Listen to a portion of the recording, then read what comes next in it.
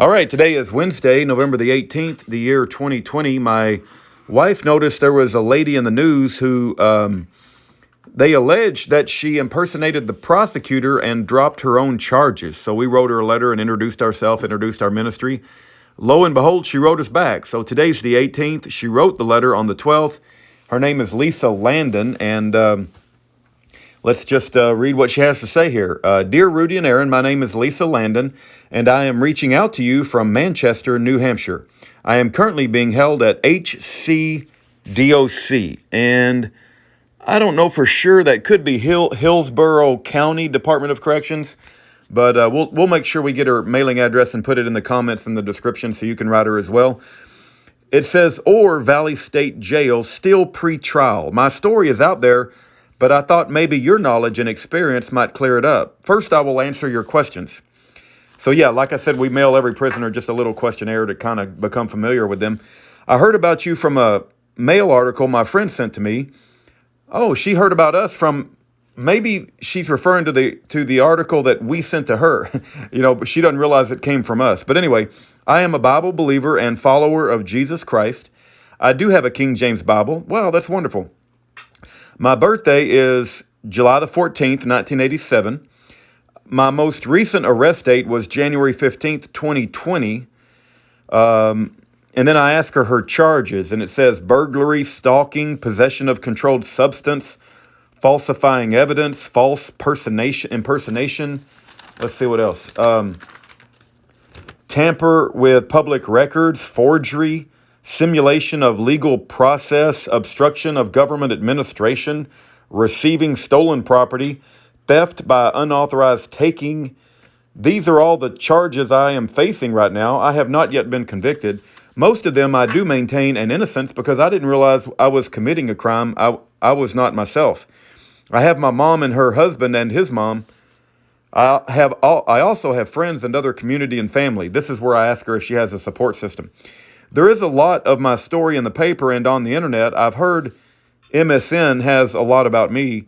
If you can accept late calls, I would love to call you. My time out of the cell right now is usually in the, hold on, let me go to the next page, is usually in the, late evening. I don't really, you would think it would be in the late evening, but hold on just one second. Oh, in the middle of the night. Let me know if it's all right to call first. Yeah, I'll have to write another letter, sure. I have access to messaging, but it costs money. Not sure exactly how it works, to be honest. Honestly, right now, I'm $164 on my books. I could use some help financially. My mother is losing her job and struggling right now, so she's unable to help me. I became, when she says $164 on her books, she has a negative sign in front of that. So she's negative 164. I became negative because at one point this summer, I was out on the ankle monitor, but due to false accusations, they pulled me back. I don't know, back something. Back in. If I could get my commissary back positive again and gain enough money to get me through a couple months until my mom gets settled so I can get hygiene, have my coffee, etc., that would be a blessing.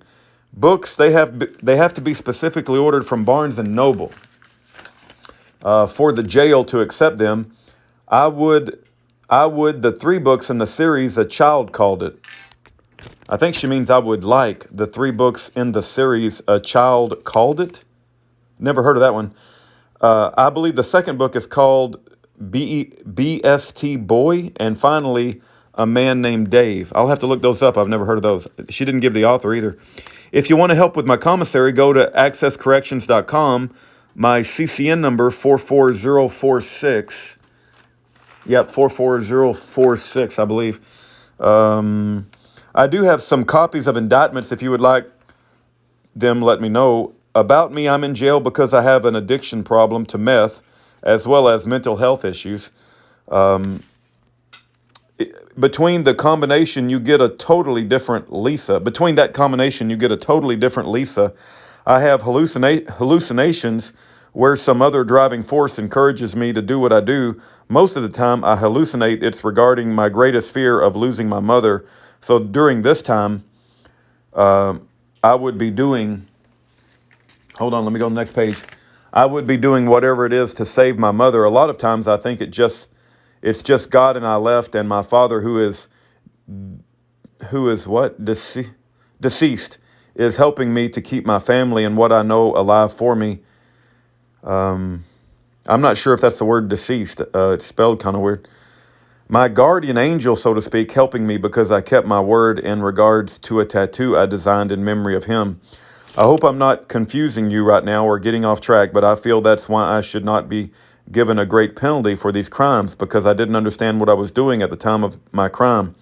My mother believes demons could maybe be using me to commit these crimes by utilizing my greatest fears in front of me. Maybe so, I'm not sure. I'm curious about your XYZ book, and, well, that was an example, and any others you may have. However, just remember, my jail will only allow them directly from barnesandnoble.com. Money orders make payable to HCDOC, memo Lisa Landon 44046, accesscorrections.com, and then she gives her address. Best regards, Lisa Landon. So that's the story of Lisa Landon. She does claim to be a sister in Christ. She also claims to have an addiction problem to meth, and this would be the time where people step in and disciple her, remind her that God can deliver us from any addictions. And if you would like to write her a letter, we'll make sure. I may not get it done soon because I've got a lot of things going on today, but I will at some point have her address in the comments and the description section. Thank you for your time.